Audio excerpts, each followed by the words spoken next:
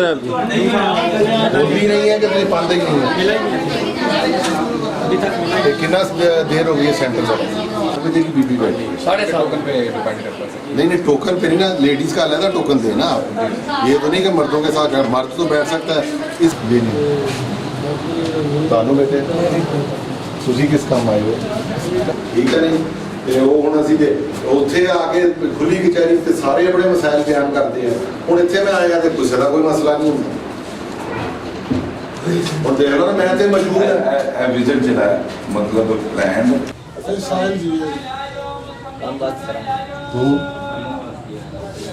ਤੁਸੀਂ ਤੁਸੀਂ ਚਾਵਲ ਉਡਾ ਰਹੇ ਨਾ, ਤੁਸੀਂ ਤਵੀਜ਼ ਦੇਣ ਆਏ ਹੋ। ਤੁਹਾਡੀ ਖਿਦਮਤ ਕਰਨ ਆਇਆ ਮੇਰੀ ਨਹੀਂ ਖਿਦਮਤ ਚਾਹੀਦੀ, ਮੇਰੇ ਤਾਂ ਤਵੀਜ਼ ਦੇਣ ਨਹੀਂ ਆਉਂਦੇ ਜੀ ਇੱਥੇ। ਬਾਵੇ ਉਹ ਤੁਸੀਂ ਹਾਂ ਕਰੋ ਜੀ ਇਹਨਾਂ ਦੇ ਵੀ। ਆ ਦੇਖੋ ਤਵੀਜ਼ ਵਾਲਾ ਬਾਬਾ ਵੀ ਬਿਠਾਇਆ ਹੋਇਆ।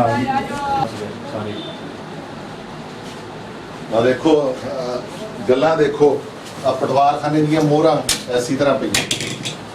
ਆ ਦੇਖੋ ਆ ਪਟਵਾਰਖਾਨੇ ਦੀਆਂ ਮੋਹਰਾਂ ਇੱਥੇ ਪਈਆਂ। ਪਟਵਾਰਖਾਨਾ ਸਰਕਾਰੀ ਰਿਕਾਰਡ ਅੱਲਾ ਦੇ ਸਪੁਰਦ ਕਰਕੇ ਚਲੇ ਜਾਣਾ।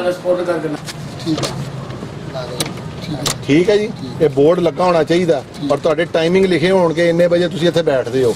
ਇਹ ਲੋਕ ਜ਼ਲੀਲ ਹੋਣ ਲਈ ਨਹੀਂ ਹੈਗੇ।